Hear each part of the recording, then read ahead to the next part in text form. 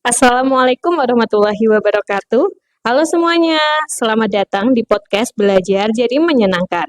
Tempat kita mengobrol santai tentang cara membuat pembelajaran yang lebih seru dan sesuai dengan kebutuhan setiap siswa. Nah, hari ini kita akan bahas sesuatu yang penting banget nih, yaitu tentang pembelajaran berdiferensiasi. Dan kita nggak sendiri nih, ada tamu spesial.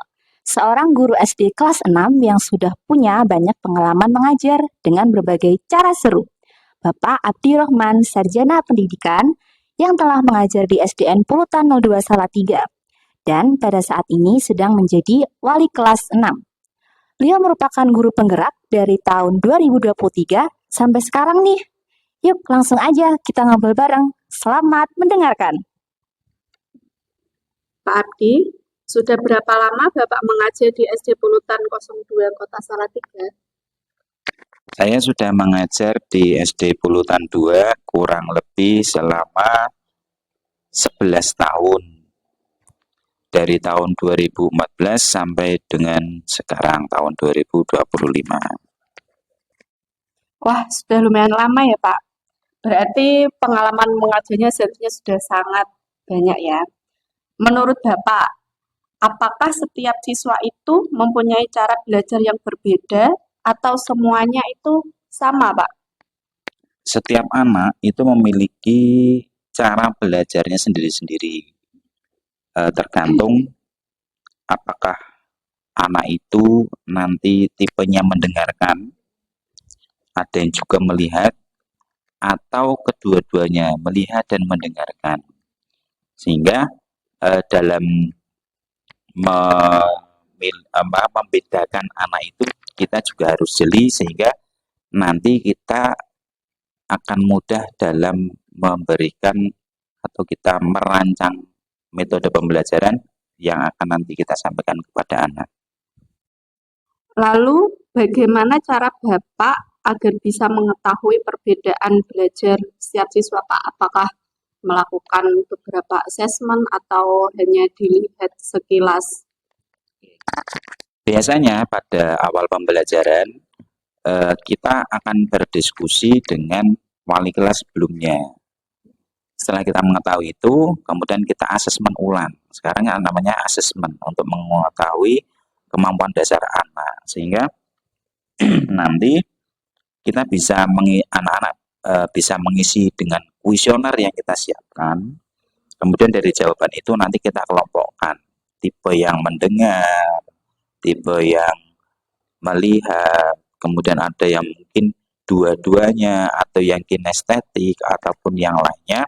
Nanti kita rangkum dari hasil asesmen tadi.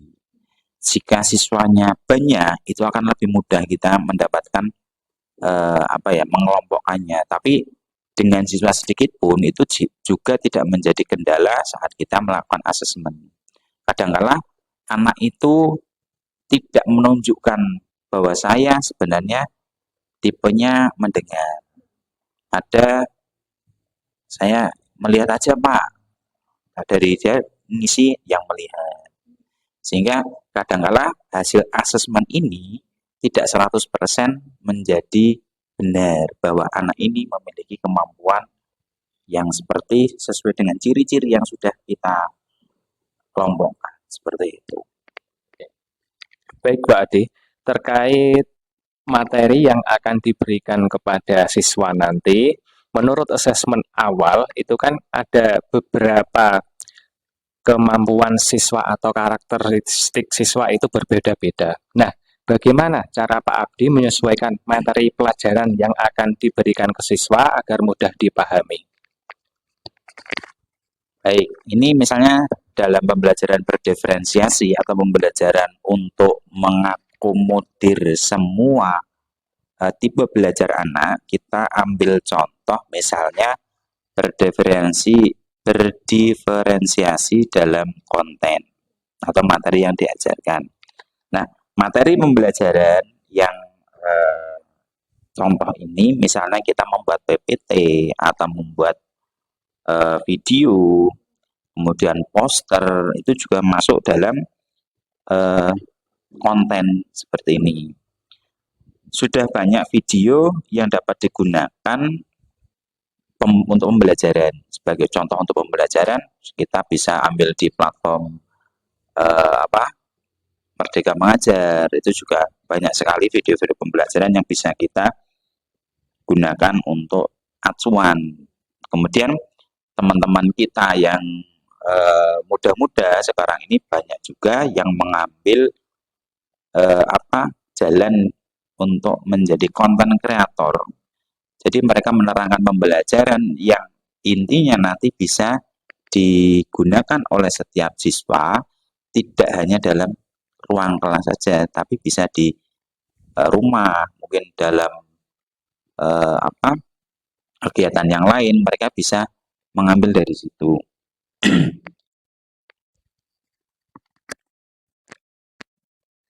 Nah, ngomong-ngomong mengenai cara belajar siswa nih Pak, di kelas pasti ada siswa yang cepat paham dan ada juga yang butuh lebih banyak waktu dalam mendapatkan pembelajaran tersebut ya Pak.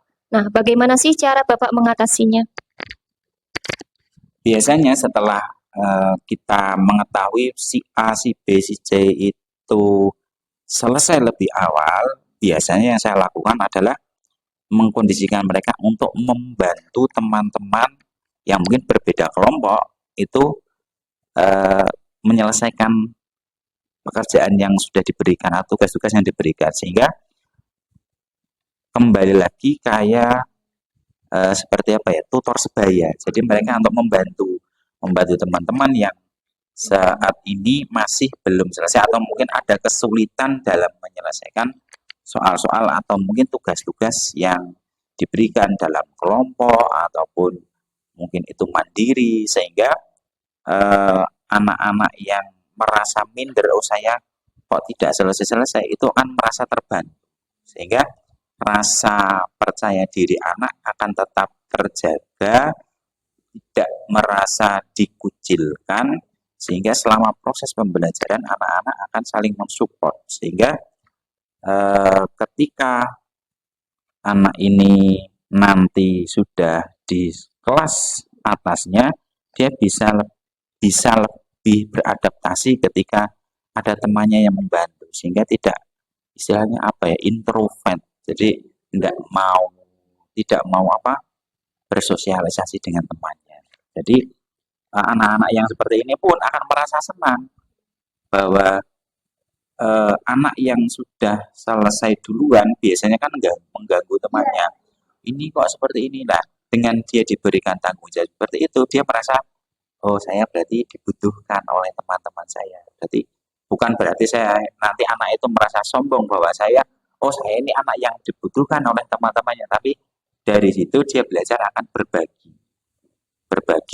untuk bagaimana menyelesaikan masalah tanpa harus saya, berarti tadi dikatakan dalam tanda kutip, mengganggu temannya, seperti itu. Ini biasanya untuk hasil dari pembelajaran dengan siswa ini kan ada yang namanya tugas atau ujian nih. Nah, seringkali tugas atau ujian ini dibuat itu sama untuk semua siswa. Nah, tapi kalau untuk mendiferensiasikan itu apa sih Pak yang bisa dilakukan?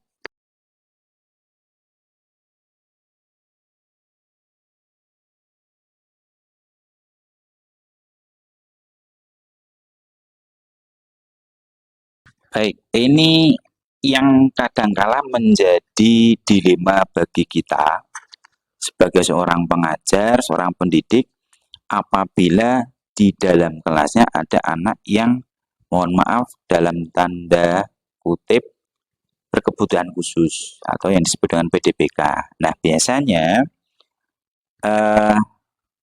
kalau secara nasional itu sama, cuman nanti ada penurunan indikator grade-nya, sehingga sama.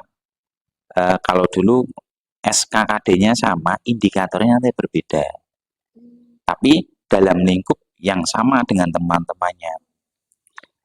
Jadi misalnya si A itu PDBK, si B tidak. A dan B sama-sama memiliki hak yang sama untuk mengikuti ujian ataupun asesmen akhir semester, sumatif, dan yang lainnya. Tetapi dengan porsi yang berbeda. Misalnya untuk si B itu perkalian pembagian, jumlahan, pengurangan semuanya dikasihkan. Tetapi untuk yang PDBK itu mungkin karena dia masih dalam penjumlahan. Ya sudah, berarti yang materinya sama, tapi kontennya untuk konteks materi untuk dia baru dalam tahap penjumlahan saja. Mungkin kalau ada yang agak sedikit tambah, mungkin pengurangan dan penjumlahan. Disesuaikan dengan tingkat kemampuannya. Sehingga keduanya menyelesaikan kalau sekarang tujuan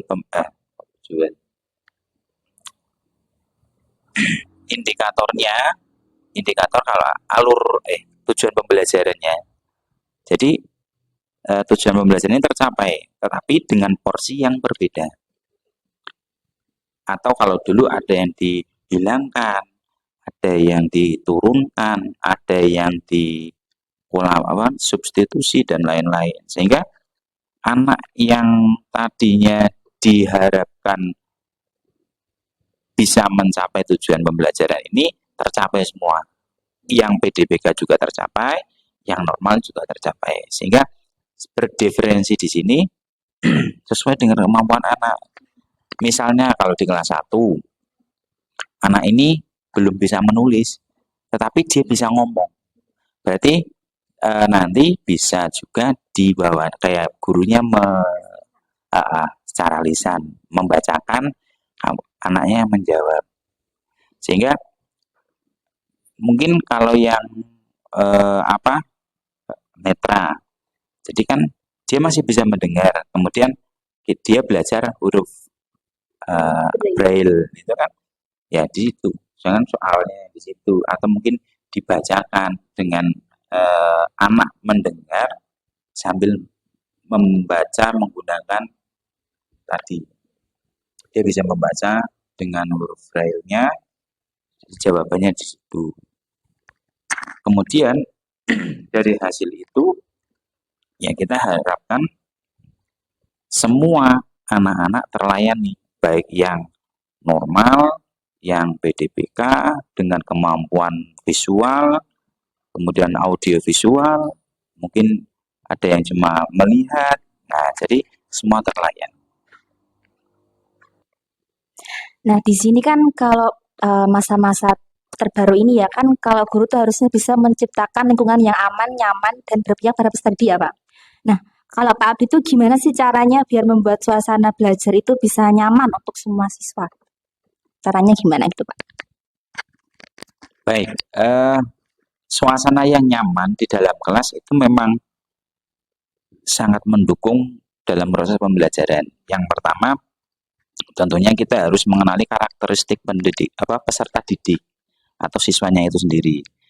Dalam mengenali ini, tentunya kita harus bisa mengakomodir nantinya bagaimana. Biasanya kan ada yang ini anak cerewet, ini anak suka lari-lari, ini nggak mau diatur. Nah, bagaimana itu nanti kembali kepada masing-masing guru, karena guru punya karakteristik sendiri untuk membuat suasana yang riang dan gembira.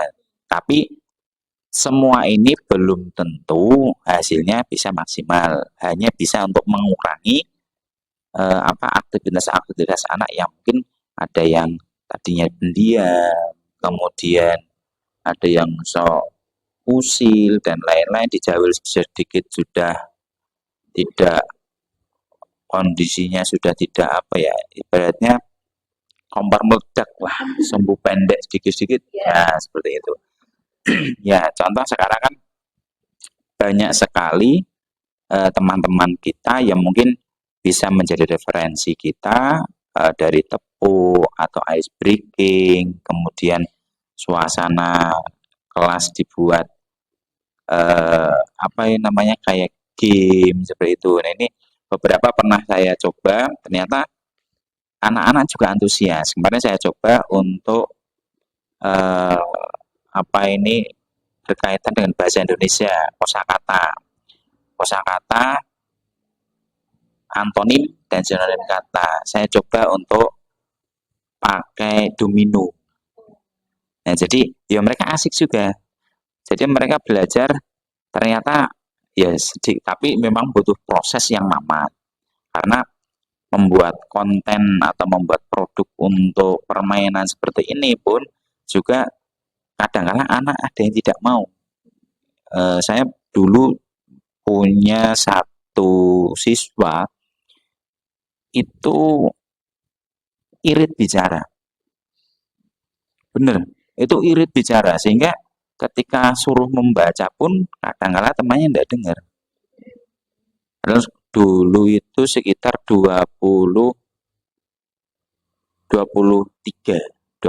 anak dalam satu kelas, salah satunya ada yang seperti itu. Diem. Tapi ketika tidak pembelajaran, misalnya Mbak Valen sama Mbak Hana ngobrol, ya dia bisa ketawa, cerita. Tapi ketika pembelajaran itu diam seribu bahasa. Kadang-kala suruh maju pun tidak mau. Jadi cuma diam aja. Nah, inilah kadang-kala yang guru membutuhkan ide kreatif agar anak ini bisa ikut dalam permainan. Kayak Sabil misalnya, Sabil juga seperti itu. Kalau tidak digong dia nggak mau ngomong. Tapi sebenarnya dia punya suaranya juga keras juga. Ketika kemarin bermain kartu domino kata itu juga dia bisa. Jadi dengan bimbingan temannya, ini loh kamu ini apa? Nih kamu pilih kartunya mana? Ini taruh mana? Dia beberapa kali malah dia dapat poin banyak. Jadi temannya itu poinnya 1, 2 dia bisa dapat 4. Jadi kadang-kala penerimaan teman-temannya ketika ada anak yang berbeda itu juga perlu. Sehingga ibaratnya tidak ada pembulian lagi. Kayak sebenarnya secara tidak langsung kita kadang-kala tanpa sadar ikut membuli. Iya. Ya kan? Temannya gendut ya. Kadang kita ikutan gendut mau kemana? Tanpa sadar kan kita ikut bawa namanya banyak Pak Wan atau siapa, Iwan atau siapa. Tapi karena sudah kebiasaan teman-teman bilang atau memanggilnya dia gendut, kita pun ikut-ikutan. Gendut mau kemana? Nah kadang-kadang kita lupa namanya siapa. Saya sendiri punya teman itu sampai sekarang, untung kadang-kadang saya lupa nama aslinya siapa. Jadi ya karena tadi nama panggilannya tidak sesuai dengan nama aslinya. Jadi misalnya dia panggilannya Keong. Sampai sekarang, sampai gede sudah dia berkeluarga, panggilannya juga Keong. Jadi ketika mencari namanya sopo ya, dia namanya siapa, itu ya nggak ketemu kadang-kadang karena sudah terbiasa. Nah, sehingga peran guru di sini adalah mengakomodir, menjaga kelas tetap kondusif. Ya kadang-kala galak boleh, tapi lihat situasi dan kondisinya. Saya setelah jadi guru penggerak pun lebih untuk ya saya pernah marah sama anak-anak, cuma kadarnya sudah saya kurangi. Itu guru yang paling galak loh Mbak. Selama saya, iya, yang paling galak. Ya karena tujuan saya galak kepada anak bukan berarti saya tidak suka kepada anaknya, tapi saya tidak suka pada sifatnya. Kadang-kadang kan nyeleweng, meremehkan guru, meremehkan temannya, bahwa sampai saya pernah ngomong sama murid saya seperti ini, Le, kamu nanti di SMP akan berbeda sekali dengan di SD. Di SD itu masih banyak bapak ibu guru yang menasehati kamu, yang peduli kepada kamu. Tapi nanti kamu ketika SMP itu sudah guru tidak akan sama dengan di SD. Kamu salah, ya salah. Kamu di sini masih banyak yang peduli, dinasihati oleh bu guru, pak guru. Kamu akan menjadi anak yang selalu diingatkan oleh orang tua. Ibaratnya seperti itu. Tapi kadang-kadang penerimaan anak ngopo toh kowe ngurusi urusanku. Kenapa kamu selalu ikut campur dengan urusan saya? Nah, kadang-kala seperti itu. Tapi saya punya murid, ya apa yang saya omongkan itu memang benar terjadi. Dia sekolah di luar Jawa, kemudian pulang ambil ijazah ke sini. Pak, benar yang Pak Guru katakan bahwa eh, ketika di sekolah atas, di SMP, itu sudah tidak seperti SD. Saya masih sempat, dulu saya ngeyel dinasihati sama Pak Guru, sama Bu Guru, ya. Tapi ketika saya di luar Jawa, saya jadi ingat bahwa ternyata benar. Ketika di SD Bapak Ibu Guru cerewet seperti itu, tujuannya apa? Kita diingatkan oleh Bapak Ibu Guru, itu tujuannya orang Jawa bilang dalan, dan dalan. Sehingga ketika dia pulang sebenarnya, ya senang banget Pak Po, bener Pak apa yang disampaikan. Nah, ternyata nasihat kecil kita sebenarnya kalau anak-anak itu memang benar-benar meletik, benar-benar apa ya, diingat bahwa saya dinasihati Pak Guru, Bu Guru seperti ini di SD, tentunya nanti akan terbawa sampai ke jenjang yang selanjutnya. Jadi di kelas itu mau nyaman dan tidak nyaman tergantung dari bagaimana kita mengkondisikan anak bahwa saling menerima kelebihan dan kekurangan itu yang menjadi kunci bahwa kelas itu lebih nyaman. Kadang-kadang kan beda kulit, sama-sama orang Jawa, kalau Mas Arul hitam, satunya putih. Merasa cedak-cedak aku kok ireng gue anak nah, terus ke Papua ya. Nah iya kan secara tidak langsung kan seperti itu. Saya pertama kali melihat anak yang dulu ada yang dari Papua. Itu juga ini kok hitam, iya, anak apa kan keriting, hitam kok beda dengan yang kita tapi ya setelah lambat lagi bisa bersosialisasi dengan teman-temannya pun tidak menganggap bahwa dia dari anak yang harus dijauhi, sehingga ya itu tadi cuma awal-awal kayak ini kok seperti ini, anaknya seperti ini kok hitam sendiri, beda sendiri. Dan setelah kita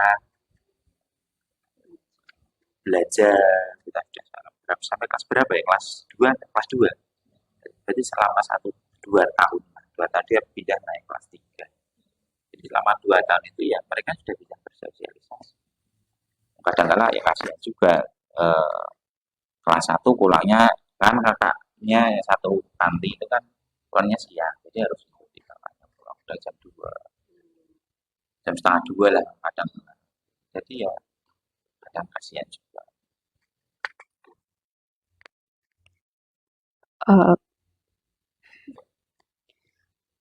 Mungkin bisa diceritakan Pak pengalaman Bapak pada saat menerapkan pembelajaran berdiferensiasi, kemudian tantangan yang Bapak hadapi dan cara Bapak mengatasi tantangan tersebut. Ini yang menarik. Jadi sebenarnya pembelajaran berdiferensiasi ini unik. Kalau saya melihat unik ya. Karena sebenarnya pembelajaran ini sudah kalau kita runtut ke belakang sebenarnya ini pun sudah dilaksanakan sejak dahulu pembelajaran ini. Nah, biasanya tantangannya ketika kita atau menerapkan pembelajaran di berdiferensiasi ini, salah satunya misalnya siswanya yang tidak mau menunjukkan bahwa saya tipenya seperti ini, kayak tadi diam 1000 bahasa, tidak mau ngapa-ngapain. Dia pernah diajak temannya belajar kelompok, dia coba diam, nyanyi ya diam, suruh maju diam. Jadi kamu ini maunya apa? Nggak mau ngomong. Akhirnya kita dari strateginya untuk anak ini bisa ngomong, mau ikut. Nah, kita lihat kesehariannya dengan siapa dia paling sering bicara. Kayak teman besti inilah. Nah, kalau sekarang bestinya. Jadi akhirnya saya ketemulah ini, anak ini base-nya dengan si C. Ya sudah, setiap ada kegiatan, saya ngomong sama si C dulu. Nanti tolong si A ini kamu ajak, kamu bujuk biar dia bisa ikut. Kan kamu biasanya ngobrol sama dia, kamu tanya maunya apa, seperti apa. Jadi kita kembali lagi, kita melibatkan tutor sebaya tadi. Dia walaupun dia sampai nggak terlalu pintar juga, ya bisa sehingga ini untuk mempengaruhi dia. Lambat laun yang tadinya kayak diam 1000 bahasa, paling anak yang paling dingin, nggak mau interaksi dengan siapa-siapa selain dengan bestinya, akhirnya dia bisa ikut.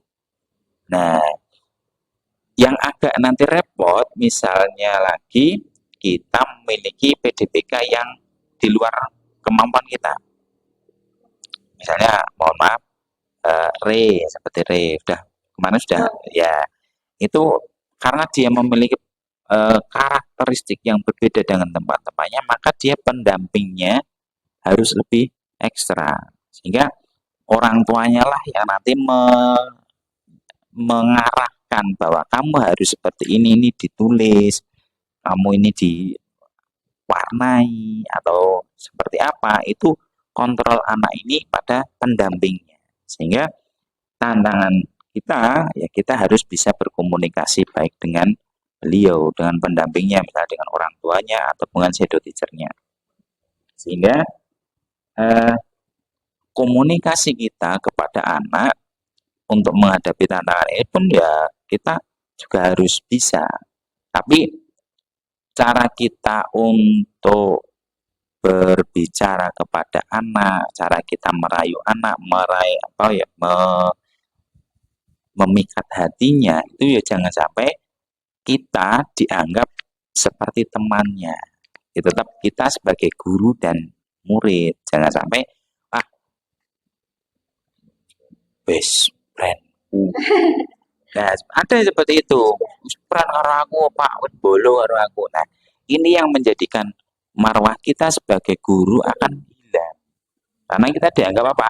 Temannya, bukan lagi sebagai gurunya. Sehingga kadangkala dilematis kita di situ. Kita mau mengajak anak ini agar mau berkomunikasi, mau berinteraksi dengan temannya dengan cara kita, tetapi penerimaannya tadi kleru bahwa Pak Guru konconan karo aku, Pak Guru udah menjadi temanku, jadi bestiku, sehingga ketika ada apa-apa kadangkala disitulah kita harus menjaga marwah kita sebagai guru, ya kita menasihati anak sebagai guru dan murid, guru dengan siswa, bukan sebagai teman kecuali di luar.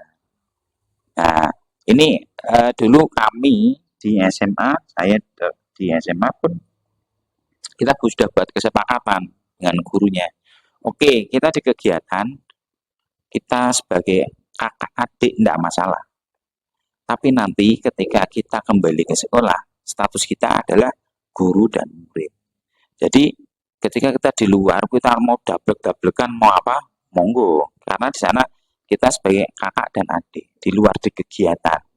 Tapi nanti ketika kembali ke sekolah, status kita adalah guru dan murid. Ya, di luar biasa ketika kegiatan ece-ecenan sama gurunya biasa. Tapi nanti kembali sekolah, sudah, Bu, Pak, ini sudah kita kembali ke setelan awal. Kita di sekolah, di luar kegiatan. Sehingga tadi pendekatan kita kepada anak, ya pinter-pinter kita, strateginya ya tadi karakter anak seperti ini. Ada yang suka mungkin mainan, kayak dulu ada satu anak itu senang bawa mainan mobil-mobilan ke sekolah. Tapi kalau dipinjam temannya nggak boleh. Dia pengen pamer temannya, saya punya ini. Tapi kalau dipinjam nggak boleh. Nah, bagaimana kita menghadapi anak-anak seperti ini biar tidak menjadi problem kita saat kita belajar. Mungkin kayak di kelas 3, si Bintang. kemudian Aska, Rehan, terus Nizam, Zahra, itu kan yang notabene ketika ada sesuatu yang langsung bereaksi, gitu kan. Apalagi mungkin mohon maaf bintang kadang-kala ya seperti itu. Sehingga strategi kita kadang-kala kita pegang dulu anak ini. Kamu nggak boleh seperti itu. Mungkin di kelas 1 yang siapa itu Dava. Itu kan juga agak hiperaktif juga. Nah, bagaimana dia kita pegang itu dulu. Pengalaman saya pertama kali ngajar di PPL itu muridnya 36 kelas 1. Diam itu hanya 5 menit, bertahan 5 menit. Sudah. Selebihnya wow, sudah. Yang ini misalnya dibagi 30 tadi sekian dibagi 4 kelompok atau 5 kelompok. Ini belum selesai tanya, belum selesai dijawab. Ini sudah tanya, sudah lari-lari. Teman saya nangis. Jadi kelas 1 dia tidak jadi mulang, tidak jadi ngajar, dia nangis di kelas. Bu, ini bagaimana? Dia nangis di kelas. Ternyata ya dari cerita teman saya ya, oh berarti paling enggak ya memang, tapi walaupun 30 lebih itu paling enggak kita bisa tadi 5 menit paling enggak kita tambah lah. Orang kita 15 menit anak-anak bisa diam. Ternyata ya perlu strategi juga, perlu kesabaran juga. Kelas besar dan kelas kecil itu tantangannya adalah kalau kelas besar biasanya lebih ke arah kekacauan, kegaduhan. Kalau kelas kecil biasanya lebih ke pendiam, tidak mau ngomong. Pengalaman saya yang kelas 5 dulu di kelas 5 itu satu komando, yang lain sudah nggak mau bicara. Yang PPL di sini pun nangis. Iya, salam itu nggak ada yang jawab. Satu kelas itu cuma 9. Ini 8. Mereka cuma 9. Jadi guru prakteknya salam itu nggak ada yang jawab, cuma lirik-lirikan aja. Sudah. Bahkan sampai 5 menit berjalan itu nggak ada yang, dia tidak mampu membuat anak-anak. Akhirnya saya jawil. Baru yang sekian salam ke berapa sudah dia mau jawab. Awalnya dia diem aja, lirik-lirikan. Jadi kayak dibuatkan, saya buat kayak gini meja apa kecil aja. Mereka ya cuma lirik-lirikan. Jadi cuma diem, mata mereka yang bicara. Ya nggak ada yang ngomong, nggak ada yang apa, menang aja. Kayak apa anak yang ngasih sendiri. Salam kesekian, salam 5 menit berlalu, tak jawil. Ya udah cuma gitu aja. Mereka mau nyaut. Jadi kelas yang paling, menurut saya paling unik itu. Jadi selama saya ngajar, kelas yang paling unik itu. Satu orang udah ngomong, yang lain sudah. Bahkan untuk urusan sholat, mereka pun Pak emansipasi loh, dia yang jadi ya, jadi imamnya. Iya, manut jadi imam. Jadi pernah itu yang sekarang gudang pramuka dan gudang drama itu dulu kan orang sholat. Yang imaminya cewek. Ya gara-gara tadi emansipasi Pak. Kalau sing imamnya cewek, ya dia manut aja. Iya. Itu yang paling, kelas yang paling unik yang pernah saya ajar itu. Jadi kembali lagi bagaimana menerapkan, walaupun kadang-kala tidak selamanya kita menggunakan alat, itu anak tertarik. Iya. Kita pada proyektor, ada malah tidur. Bener. Saya pernah Maida itu tidur. Ya tolong-tolong kita pakai alat yang sedikit modern apa kenapa. Dia tidur. Bosan Pak. Ya sudah. Jadi kadang-kala di luar pun tidak menjamin anak. Tapi ya kadang-kala saya coba dulu anak-anak ya antusias belajar di luar kayak real menghitung jumlah kendaraan. roda 2 yang ke sana berapa, ke timur berapa, ke barat berapa, roda 4-nya berapa. Kemudian kita klasifikasi lagi merek Honda, Suzuki, Yamaha, Kawasaki. Yang sepeda motor, mobil Toyota, misalnya apa, Toyota, Suzuki, kemudian Isuzu atau apa. Ya mereka antusias juga. Sampai ada yang mau, ini kan misalnya pinggir jalan, sudah pinggir, batasnya sini, dia itu sampai di sini. Nah, dia paling dekat dengan jalan raya. Padahal harusnya 1 meter atau 2 meter. Ini karena itu tadi. Pokoknya ketika sudah lampu merah, sudah selesai, sudah. Itu. Nah, jadi itu untuk menghitung hitung volume kendaraan dalam 1 menit itu ada berapa. Kemudian warnanya yang merah, hitam, itu juga saya senang. Jadi real pembelajaran kadang tidak perlu alat yang modern, kita bawa anak ke lapangan, ya itu kadang anak lebih suka. Kayak mungkin praktek populasi, kemudian mencangkok, atau mungkin nanti pembelajaran menanam, itu malah anak-anak suka. Sehingga tantangan itu ya kembali lagi kepada kita bagaimana nanti bisa mengkondisikan kelas agar tetap kondusif, walaupun di dalamnya ada mungkin PDPK dan dengan gaya belajar yang berbeda, tapi kembali lagi kepada kita, kalau ibarat wayang, jadi kita adalah dalamnya, bagaimana kita harus mengatur mereka sesuai dengan karakternya. Oke, baik Pak Abdi. Sebelum diskusi atau obrolan kita akhiri, pertanyaan terakhir nih Pak Abdi. Apa pesan Bapak untuk kita-kita ini sebagai calon guru profesional yang sedang belajar, terutama tentang penerapan pembelajaran diferensiasi di kelas? Baik, terima kasih.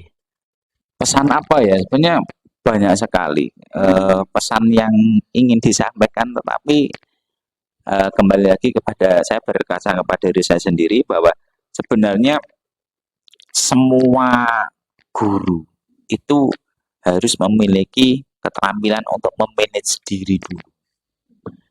Memanage diri sebelum kita untuk memanage kelas. Sehingga apa yang kita susun, apa yang kita rencanakan itu dilihat situasi dan kondisi di lapangan. Untuk pembelajaran berdiferensiasi sebenarnya nanti dalam satu take pembelajaran itu tiga-tiganya pun kita bisa mengalaminya. Dengan siswa yang heterogen seperti ini sebenarnya asik. Pembelajaran berdiferensiasi itu asik. Tapi ada kalanya ya karena kita sudah bosan, mungkin karena kita terlalu berpegang kepada teknologi, sehingga kadangkala yang harusnya tersentuh dengan non-teknologi inilah yang kadang kita abaikan. Kadangkala kita berpikirnya kan ini anak kita menggunakan teknologi pasti semua berhasil, belum tentu. Kadangkala bahwa sekarang beberapa negara di Eropa itu malah kembali ke book, bukan ke learning elektronik book lagi, tapi benar-benar real booknya. Bahkan saya ingat cerita anaknya Bill Gates atau siapa pendiri Microsoft itu sampai usia 17 tahun itu tidak dikasih gadget. Jadi benar-benar dia itu hidup tanpa gadget. Maksudnya ada handphone, ada apa, tidak. Jadi dia benar-benar usia perkembangan anak ya sudah dia disesuaikan. Sehingga nanti teman-teman yang untuk calon guru profesional ketika sudah benar-benar menjadi guru profesional itu tadi jangan menjudge bahwa teknologi itu akan sangat ini selalu menjadi yang utama, tidak. Kadang-kala apa? Kinestetik dan psikomotorik anak itu juga harus kita kembangkan juga, harus imbang. Kayak kita sendiri eh, dulu kita diajari nulis A, B, C, D, E, F, G sampai Z. Kemudian bagaimana tulisan itu menjadi tegak bersambung dari yang satu-satu, huruf bersambung, tegak bersambung untuk A itu seperti apa, B seperti apa, untuk angka seperti apa, untuk huruf besar seperti apa, untuk huruf kecil seperti apa. Sekarang kan tidak, tutorial. Nah, kita kan kembali ke Mbah YouTube, tutorial membuat tulisan tegak bersambung. Padahal dulu nggak usah. Jadi beli buku ini, apa? Melihat kalau nggak punya buku garis, kita garis sendiri. Contoh sederhana, anak sekarang itu membuat garis lurus aja banyak yang melenceng. Padahal dulu diajarkan atas berapa, bawah berapa, garis nanti dipaskan, tarik garis lurus. Atau mungkin membuat kita kan sekarang saya sendiri kadang bingung. Udah diajari ini sudah, kok masih bisa menceng? Ini sudah 2 cm, 2 cm, 2 cm. Itu garisnya nggak sama. Ini masih, ini kelebihan 3 mili, ini kelebihan hampir setengah senti. Itu kan karena tadi. Sehingga kembali lagi, teknologi itu membantu kita, tapi bukan yang pokok. Kembali lagi, nanti teman-teman jadi guru yang profesional itu harus bisa tidak ada rotan akar pun jadi. Istilah itu harus tetap kita pegang, karena kita tidak tahu nanti kita akan mengajar di mana. Bahkan di Jawa Tengah sendiri dan Jawa Timur, di Yogyakarta mungkin masih ada wilayah-wilayah pelosok yang notabene jauh dari hiruk perkotaan yang fasilitasnya lengkap.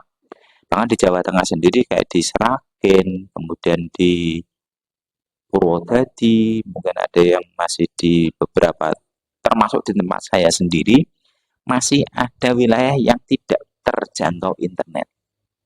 Itu kayak wilayah apa ya? Ini kayak nggak ada internet, nggak bisa masuk ke sana. Jadi saya pernah ke sana, ke tempat teman saya itu sinyal HP itu nggak nyambung. Jadi sana zong.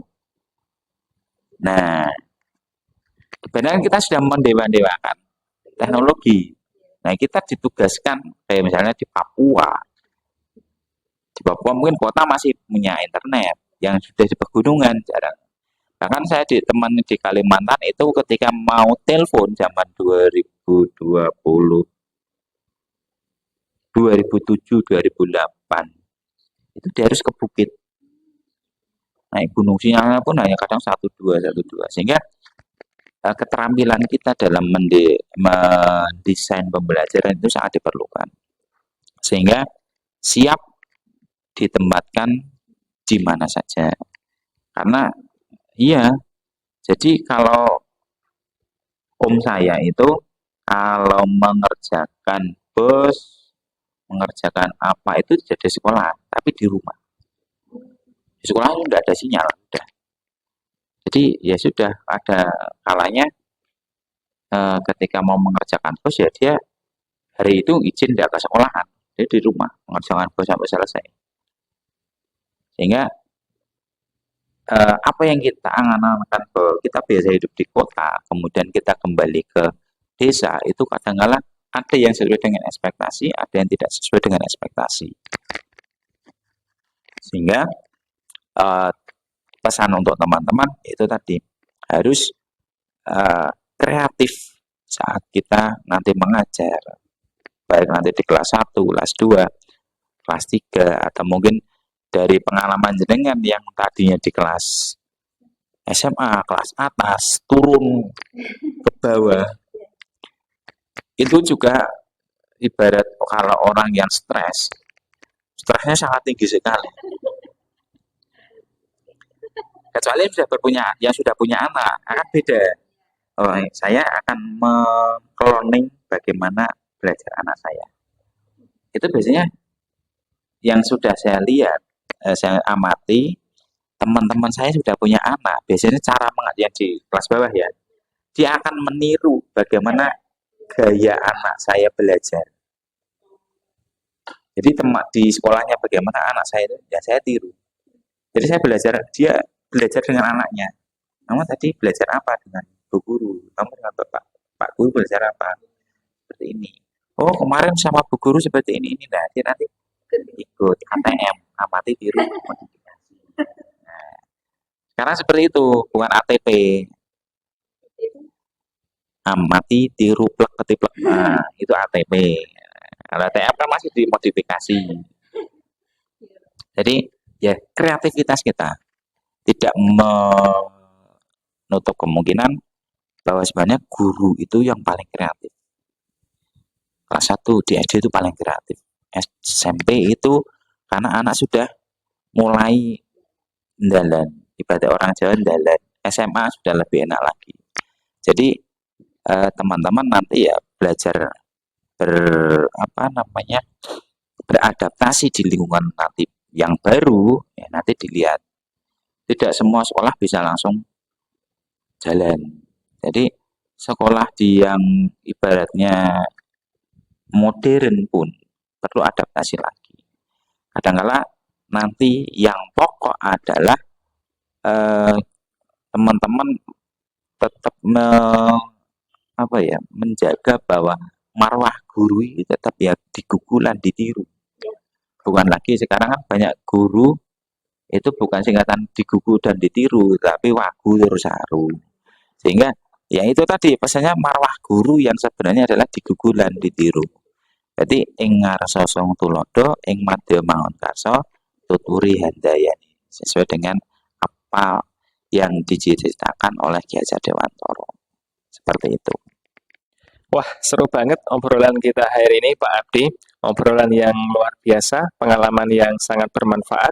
Dari tadi kita sudah membahas bagaimana cara guru menyesuaikan pembelajaran agar semua siswa bisa paham dan belajar dengan nyaman. Terima kasih banyak untuk Bapak Abdi yang sudah berbagi pengalaman dan tips-tips hebat untuk kita semua. Semoga bisa menjadi inspirasi untuk kita bisa menerapkan pembelajaran berdiferensiasi agar anak-anak juga bisa semakin semangat dalam belajar. Buat kalian yang masih penasaran atau punya pengalaman menarik soal pembelajaran di kelas, jangan ragu untuk share ke kami ya. Bisa lewat komentar, DM, atau tag kami di media sosial. Terima kasih sudah mendengarkan. Sampai jumpa di episode selanjutnya. Tetap semangat belajar dan mengajar, Ibu dan Bapak guru hebat. Salam bahagia.